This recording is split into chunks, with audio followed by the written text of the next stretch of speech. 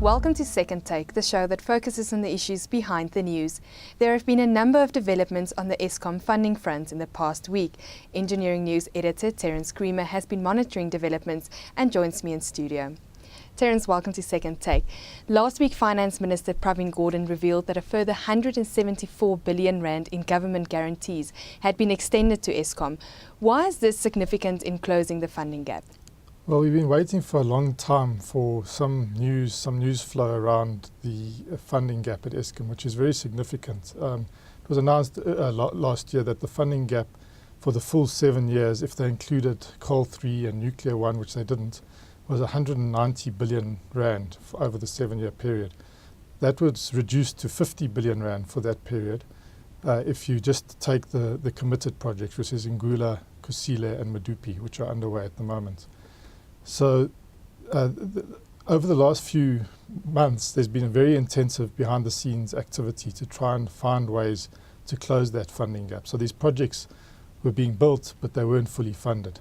So it was very significant that Pravin Gordhan has now raised the full government guarantee portfolio or backing Eskom's borrowing programs to 350 billion rand, which really liberates them to approach the capital markets in a way that gives the credit rating agencies and eventually the bondholders some comfort that if Eskom cannot pay, there will be backing from the South African government, which is what the rating agencies have been calling for some time.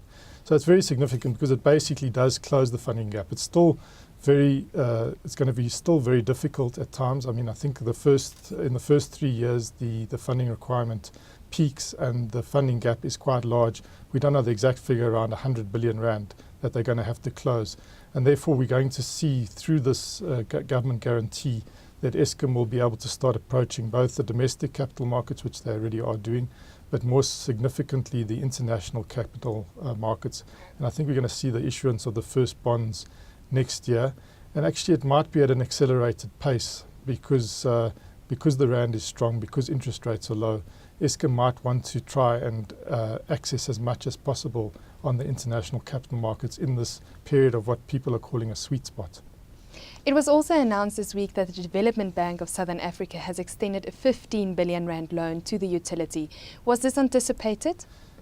Yes, I think that Eskom's always said that tariffs will cover some of the funding requirement, but we know that even with these very, very sizable tariff increases, having 25% a year for the next 3 years, it's not going to be sufficient. So they said they would need to borrow, and those borrowings would be made up, I think primarily we're going to see from the bond capital market. So we're going to see them really tapping that quite aggressively over the next few years.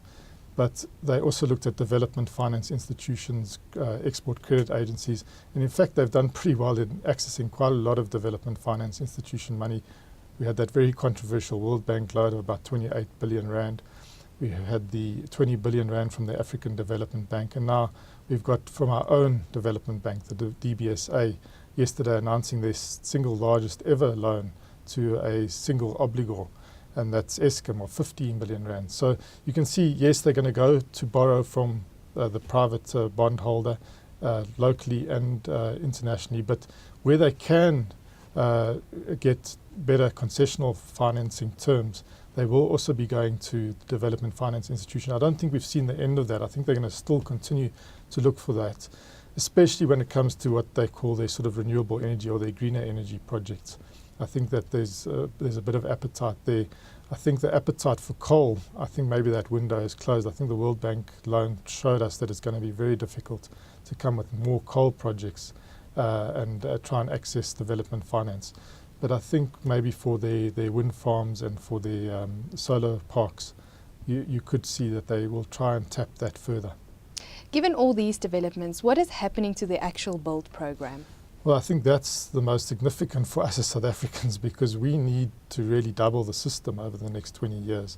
And Eskom is a crucial part of that doubling. They can't do it all, and obviously we need IPPs to come in.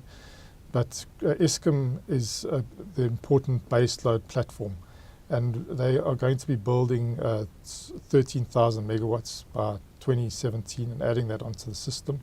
and they need to also strengthen the transmission system and also do their maintenance and repair, because I think if you look back to 2008, a lot of what happened there was, the system went down very fast because of, I think, some gaps in the maintenance, but particularly around the coal issue, as we all know.